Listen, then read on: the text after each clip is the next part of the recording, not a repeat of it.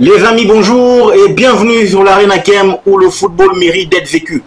Les gars, je suis très heureux de vous retrouver. La liste a été sortie depuis très longtemps. Je n'ai pas eu le temps de faire la vidéo afin que nous discutions entre vous et nous. Vous savez, ça me fait toujours plaisir de discuter quand on parle football congolais. Ça m'anime, vous savez, parce que vous êtes présents sur cette chaîne. Et je vous remercie pour ça. Avant que je ne puisse développer cette vidéo, commence par t'abonner, liker, partager la chaîne car c'est important. On doit rester en contact. Et surtout, n'oublie pas d'activer la cloche de notification. Aujourd'hui, on a beaucoup à se dire. La vidéo va être un tout petit peu longue. Si tu t'ennuies, tant mieux, mais si tu ne vas pas t'ennuyer, je te prie de rester avec moi tout au long de la vidéo. Il y a des bonnes infos, il y a des bons scoops, ok? Ne coupe pas la vidéo, reste avec moi. Let's go pour le débrief. Concernant la liste, Tatou Sébastien de Sabre, qui ces derniers temps est vraiment en train d'animer la toile. Parce que oui, il y a des contrats par-ci, des rumeurs de départ par-là, etc.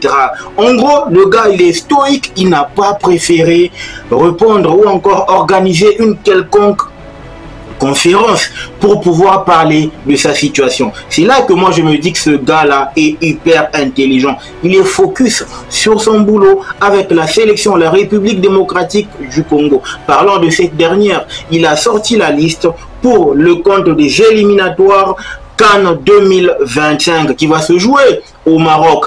Entre autres, on va jouer, n'est-ce pas, la Guinée et l'Éthiopie au mois de septembre. Les gars, tenez bon, parce que oui, Sébastien de Sabre, pour le scoop, avant que je ne puisse, voilà, vous allez vous énerver. Pourquoi? Premièrement, les gars, sachez qu'il n'y a aucun joueur évoluant en LINAFoot, Ligue nationale de football. C'est officiel. Commençons par les gardiens. Timothy Fayoulou, Lionel Passinzaou, ainsi que Dimitri Berthaud. Vous comprendrez que le gardien numéro 1, le titulaire, le gars qui a fait la bonne CAN en Côte d'Ivoire est de retour avec sa sélection. Parce que après la CAN, il s'était gravement blessé, mais là il revient. Je ne sais pas s'il redevient titulaire ou pas, mais moi je sais très bien qu'en sélection, la hiérarchie se fait respecter. Donc ça ne dépend que de Tatou Seba pour pouvoir, n'est-ce pas, donner le tempo, entre autres, dans la rotation. Parce que je signale Lionel Passy, titulaire, Berthaud qui est en train d'engranger des minutes et Fayoulou qui est titulaire indiscutable avec son club. Donc en gros, c'est un match vraiment intéressant entre ces trois-là. Et moi, j'ai hâte de voir qui sera titulaire face, n'est-ce pas, à la Guinée ainsi que à l'Éthiopie. Défenseur, Gédéon Kaloulou qui est toujours là. Joris KMB, en tout cas, ça c'est la bonne nouvelle. Maswaku, Chancel Mbemba Mangoulou, Inonga Baka, Dylan Batubinsika, Axel Touanzebe, Rocky Bouchiri. Donc vous comprendrez que dans la charnière ou encore dans toute la ligne défensive, en incluant bien sûr les latéraux ainsi que les défenseurs centraux, en tout cas il n'y a aucun changement, aucun nouveau et on repart avec les mêmes parce que oui, pour le moment, pas pour le moment, il a déjà sa base, donc ça va être beaucoup plus difficile de bouger certaines situations. Au milieu de terrain, on repart avec Ngalael Mukaou, Charles Piquel, Edo KMB, Samuel Mutusami, Noah Sadiki, Gaël Kakuta, Nathaniel Mboukou, Théo Bongonda, Meshak Elialina, Shadrach Akoulou. Wow, là, il y a encore il y a des choses à dire parce que pour la toute première fois, depuis les éliminatoires de la Coupe du Monde, Sébastien de Sabre vient de faire appel, mesdames et messieurs, aux trois nouveaux gars. Noah Sadiki, Nathaniel Mboukou et Ngalael Mukaou. Ngalael Mukaou, il n'est pas à présenter. Si vous êtes amateur de Ligue 1 française comme moi, je l'ai été lors de la brillante, n'est-ce pas, saison de Chancel Mbemba Mangoulou, vous comprendrez que cette saison, Lille a recruté un milieu central, un milieu relayeur du nom de Ngalael Mukaou. Il était susceptible de jouer pour la France ou la Belgique, mais il a préféré attendre la notification de convocation de la Fédé pour pouvoir rejoindre notre sélection. Moi, je suis content parce que quand tu vois un gamin de 19, 20 ans qui répond, qui attend impatiemment, n'est-ce pas, sa convocation pour l'équipe nationale, ça veut dire que dans le background, il y a un gars qui est en train d'abattre un sérieux travail. Et ce n'est autre que Sébastien Desabre. Il propose un bon projet aux gars qui peuvent rejoindre la sélection. Et vous comprendrez que Nathaniel Mboko, c'est un très bon gars, une patte gauche magnifique, qui joue à Augsbourg, dans les mêmes cas que Essende Samuel. Parlant de Essende, la liste des attaquants composée de Yohan Wissa Turunariga, que moi j'appelle comme ça, ok? Le fiston Maël Kalala Maël qui est en train de marcher sur l'Afrique, il n'y a pas de débat. Simon Bonza, écarté par son club faute en raison d'indiscipline, et aussi il est en train de forcer son départ. Et Samuel Essende, le seul attaquant qui n'a pas de pépin, qui n'a pas de problème, et il est disponible parce que oui, il est en train de matraquer, n'est-ce pas, les défenseurs de la Bundesliga. Et les gars, je vous dis, comme nouveauté, on a 3 noms, retenez bien: Nathaniel Mboko, Ngalael Mukaou, ainsi que ah, vous m'avez déçu, Noah Sadiki. Vous avez tant demandé son... Où est Noah les gars? Noah Sadiki est là. On va pouvoir enfin respirer et vous comprendrez que on est en train d'insérer ou d'intégrer petit à petit les jeunes pour pouvoir prendre la relève.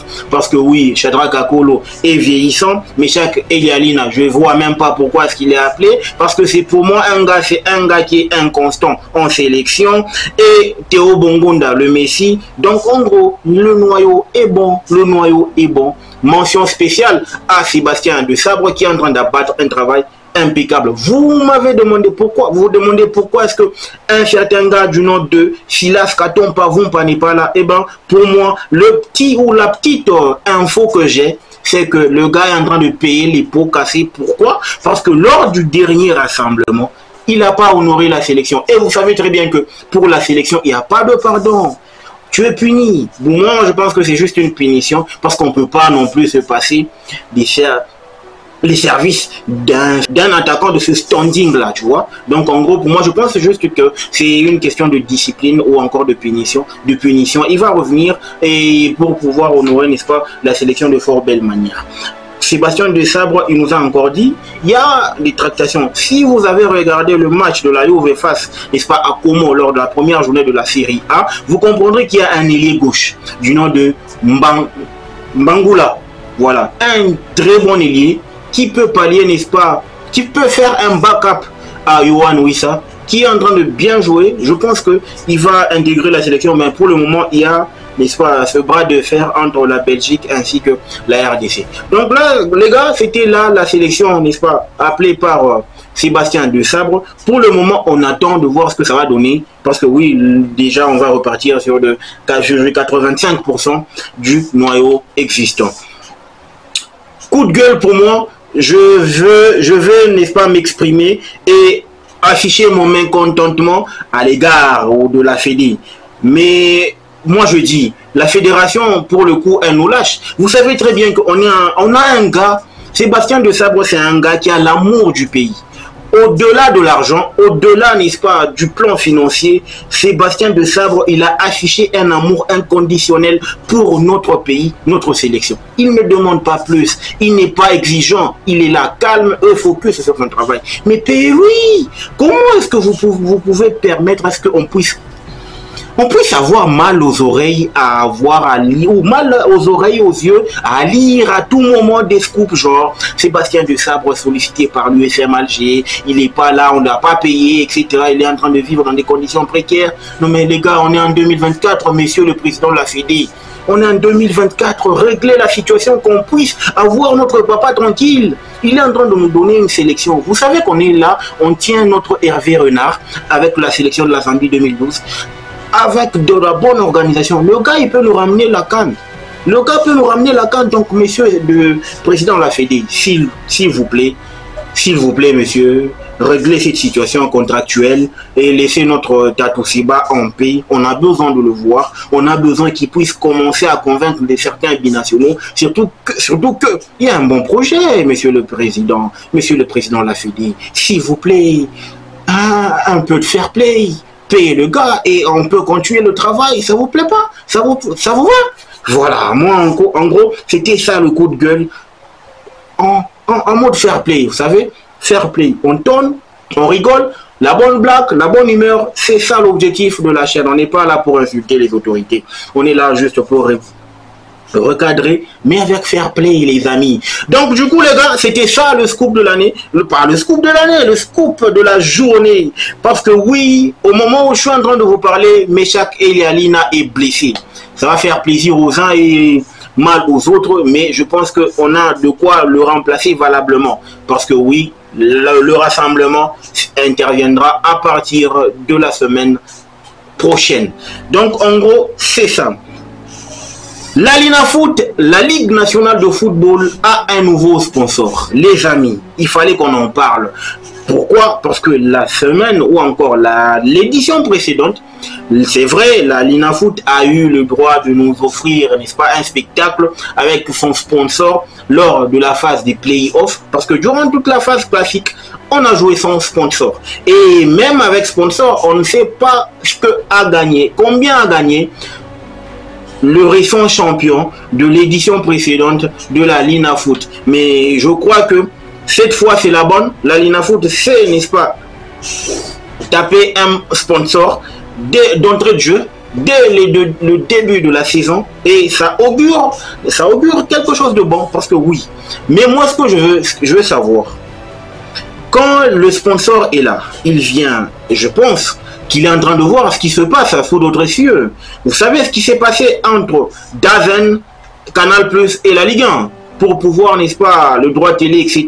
Ça, c'est un autre débat. Mais je veux dire, est-ce que la Linafoot, quand elle a signé le contrat avec la Rabobank, ou pas avec son service de illico cash, pour pouvoir sponsoriser ce championnat de l'édition 2024-2025, est-ce qu'on a pris en compte l'organisation, la prise en charge, n'est-ce pas, des arbitres? Il faudrait que nous ayons des bons arbitres, pas ces gens-là qui nous foutent des bordels dans les stades. Et aussi, surtout, le diffuseur. En tout cas, la Linafoot, moi je l'ai toujours dit, c'est parmi les compétitions qui regorgent des vrais talents. Mais sans diffuseur, sans sérieux et surtout le respect du calendrier. On ne peut pas commencer à reporter des matchs en cascade. On en a marre. La Tanzanie, notre petit frère d'à côté, est en train de faire son championnat avec la NBC League. C'est tellement pro que tu as envie de déménager pour aller en Tanzanie. Monsieur le sponsor qui vient de prendre en charge, n'est-ce pas, cette Linafoot, est-ce que tu as pensé à prendre en main, n'est-ce pas, le diffuseur et la bonne organisation? Parce que oui, prends en main ce calendrier s'il te plaît, parce que si tu laisses encore, on va avoir mal à la tête pour rien. Ok? Moi je veux bien qu'il y ait une cagnotte déjà bien établie du début, n'est-ce pas, dès le début du championnat. On sait exactement qui va gagner, les droits, les répartitions des droits, n'est-ce pas, télé, les répartitions des recettes, etc. Tout doit se calculer pour pouvoir mener à bien. Parce que oui, on joue quand même la Linafoot. Moi, ça me fait de la peine quand je vois un joueur de la Linafoot, mis à part les joueurs, entre guillemets, qui jouent dans des grands clubs. Mais tu vois, il y a un gars qui joue à Blessing. Blessing, en tout cas, aucun joueur n'a même un arrière, c'est compliqué. Une voiture digne de ce nom, c'est compliqué. Donc on a besoin que la Linafoot, c'est l'élite du football congolais. Donc c'est l'élite du grand pays. Il nous faut des gars qui jouent dans des meilleures conditions. Donc moi je pense que si, par rapport à ce que j'ai lu et j'ai entendu, si on a exigé à ce que chaque club possède minimum 400 000 $ dans le compte, n'est-ce pas, dans la banque de la Rabobank, et que chaque joueur doit être payé, n'est-ce pas, via la Rabobank. Donc je ne fais pas la publicité de la Rabobank, mais c'est ce que j'ai lu. Ok, donc moi je pense que ça va permettre au moins qu'il y ait un bon suivi et la paie soit au moins équitable, la paie soit au moins régulière, parce que quand on sait que la paie, les primes sont touchées via votre compte. Oui, chaque joueur doit posséder son compte bancaire dans la dite banque. Donc en gros, si toutes ces conditions-là et tous ces prérequis-là sont réunis, je pense que là, on tient un championnat qui va être sérieux. Je ne veux pas inclure le mot professionnel. Ça, c'est un autre débat. Vous savez très bien qu'on est très loin du compte. Mais sérieux. Moi, en tout cas, je n'ai pas encore vu le sérieux de 2010. Parce que 2010, on a eu un championnat sérieux, avec de l'engouement. Vous savez pourquoi est-ce qu'on n'entre pas dans des stades pour le match de la Lina Foot? Parce qu'on a... Le mot sérieux n'existe plus dans cette Lina Foot. Donc moi je pense, du coup, que Lara Eubank, elle a eu au moins à exiger, elle a eu au moins à demander, n'est-ce pas, des garanties pour pouvoir s'aligner sur cette ligue, pour pouvoir prendre en main cette ligue. Moi, je sais très bien que c'est parmi les banques les plus sérieuses, les banques les plus anciennes et les banques les plus organisées. D'où je pense qu'ils vont, je pense que ce sponsor ou cette banque-là va apporter son sérieux dans le bon déroulement du championnat. Déjà commencer par dire non à la Lina Foot sur des reports sans queue ni tête. Si on tient quand même cette bonne année, avec des matchs réguliers et aussi tenir compte du trafic aérien. Oui, le pays il est vaste, hein? Le trafic aérien il nous bousille, il nous terrifie. Donc moi je pense qu'il faudrait que vous mettiez l'accent sur cet aspect-là. Le trafic aérien, commencez à prendre des dispositions pour que les équipes voyagent avant. Donc vous savez très bien que votre calendrier est là. Prenez toutes les dispositions nécessaires pour que tout se joue et on est... Vous savez, moi ça me fait plaisir quand je commente les matchs de la Barclays English Premier League. Pourquoi? Parce que je sais que chaque week-end, j'ai au moins droit à 2 bons matchs ou un bon match chaque week-end. 3 bons matchs, voilà.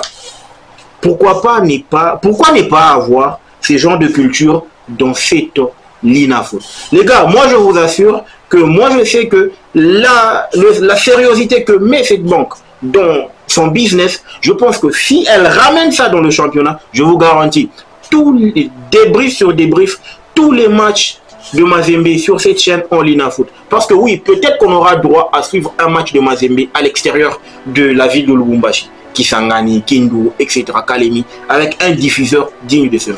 Le débat, il n'y a pas à faire de débat, il n'y a pas à faire de longues phrases, de longues minutes sur cette vidéo, parce qu'il y a encore beaucoup à dire, on aura encore beaucoup à dire, encore et encore, on va encore vous rabâcher avec les mots sur, avec des vidéos sur cette Lina Foot. Mais la bonne nouvelle, c'est qu'on tient enfin un sponsor qui va permettre à ce que cette Lina Foot se déroule en bonne et due forme, ok? Il nous faut des millions de dollars pour l'organiser. Si déjà on a un sponsor, ça veut dire que, et puis on nous évite ces 100 000 dollars, hein, les clubs ne vont rien faire avec les 100 000 dollars. Si on peut avoir un 400 000, 500 000, ça va faire énormément plaisir. Je vous laisse sur ces mots. Donc les gars, dites-moi ce que vous en pensez en commentaire. Aujourd'hui, c'était football 100% congolais. Notre team, Banamboka. Dites-moi ce que vous en pensez en commentaire. On se retrouve au prochain numéro. Le football mérite d'être vécu. Ciao.